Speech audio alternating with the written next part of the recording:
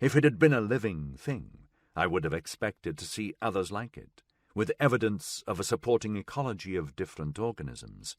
Even if it were a fossil, millions of years dead, I could not believe that there would be just one on the whole planet. No, the thing had most definitely been put there. A structure? I asked Child. Yes, or a machine. It isn't easy to decide. He smiled. I call it Blood Spire. Almost looks innocent, doesn't it? Until you look closer. We spun round the spire, or whatever it was, viewing it from all directions.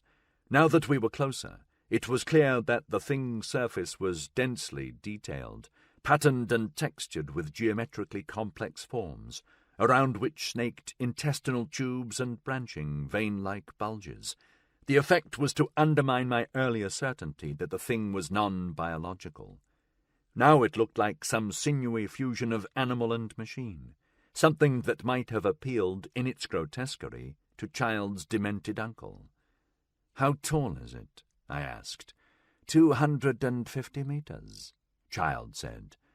I saw that now there were tiny glints on Golgotha's surface, almost like metallic flakes which had fallen from the side of the structure. What are those? I asked. Why don't I show you? Child said. He enlarged the view still further, until the glints resolved into distinct shapes. They were people, or, more accurately, the remains of what had once been people. It was impossible to say how many there had been. All had been mutilated in some fashion, crushed or pruned or bisected. The tattered ruins of their spacesuits were still visible in one or two places.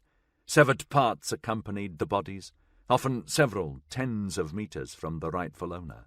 It was as if they had been flung away in a fit of temper. "Oh, were they?" Thackeray asked. "A crew who happened to slow down in this system to make shield repairs," Child said. "Their captain was called Argyle. They chanced upon the spire and started exploring it, believing it to contain something of immense technological value. And what happened to them? They went inside in small teams, sometimes alone. Inside the spire they passed through a series of challenges, each of which was harder than the last. If they made a mistake, the spire punished them. The punishments were initially mild, but they became steadily more brutal.